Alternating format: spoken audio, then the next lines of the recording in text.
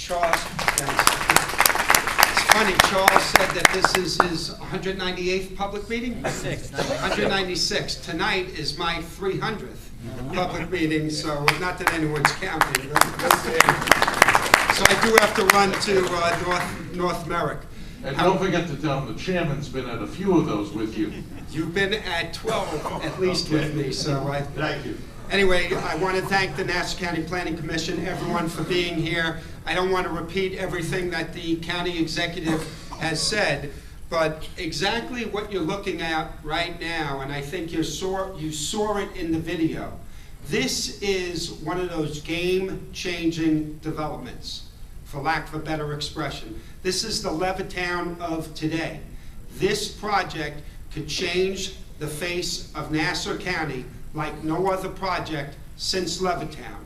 And to lose the opportunity would be a shame. To be diligent in all the review processes doesn't mean that you have to be slow. Delay doesn't mean diligence. Deliberateness doesn't mean diligence. You can be effective, efficient, expeditious, and diligent all at the same time.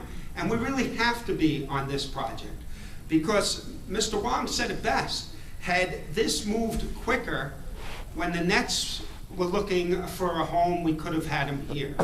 My mother lives in East Meadow. She can't even sell her home and find a place to live here. So this provides housing, this provides construction jobs, this provides jobs in sports-related technology, this provides long-term jobs, this allows existing businesses to grow, it attracts new business, it attracts retail within that area, and most of all, it becomes a model for other downtown areas to know and understand that mixed-use development will save suburbia.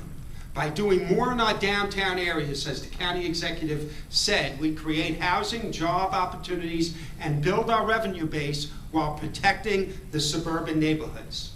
Right now, developers constantly look to the one thing they're allowed to do typically in the town of Hempstead, subdivide and add congestion to the residential area because they can't do anything in the downtown area.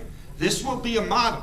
This will be that game-changing development that will allow other downtown areas to follow suit, and it creates the jobs, it creates the pride, it creates what Tom Swazi talks about as new suburbia in one project.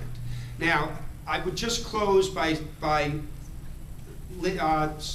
leaving you with this point. It's not going to be there forever.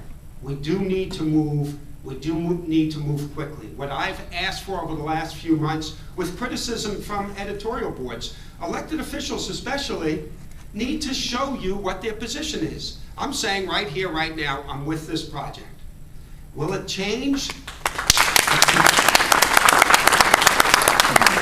Will there have to be some changes? Those officials who want there to be some changes, let's say it. I know Mr. Wong has said before, as part of the process, he's all ears. But this idea has to happen, and for elected officials to say, I may have to vote on this, or I may be voting on a lease, doesn't mean you can't take a position that you're for it. Correct. By saying I'm for it doesn't mean that when a lease comes to Nassau County that somehow locked in. Of course not.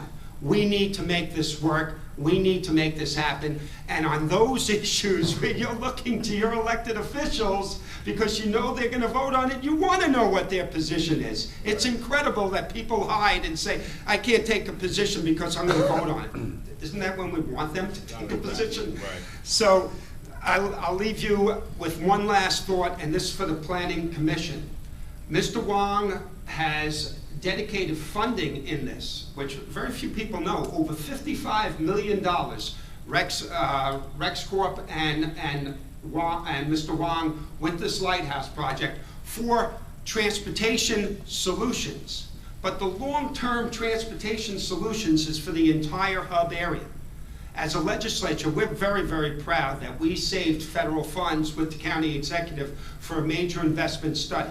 That's moved into the environmental impact phase as well. So the people should know, and the leadership of the Nassau County Planning Commission should also push that long-term solution. It's time to get some of the federal funds that we send to Washington back here. Federal funds for a mass transit system is what the federal transportation projects usually do. They just did over $200 million in San Jose, over $275 million in Las Vegas.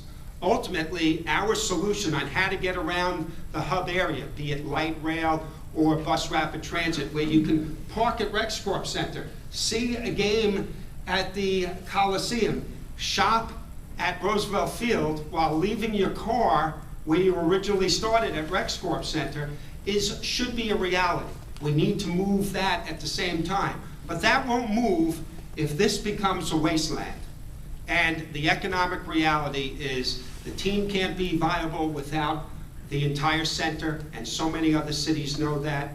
And we, as a county, as suburbia, cannot be viable without this project and the excitement it will create. And, of course, the model that it will be. So thank you very much. Thanks for letting me have a few minutes. David.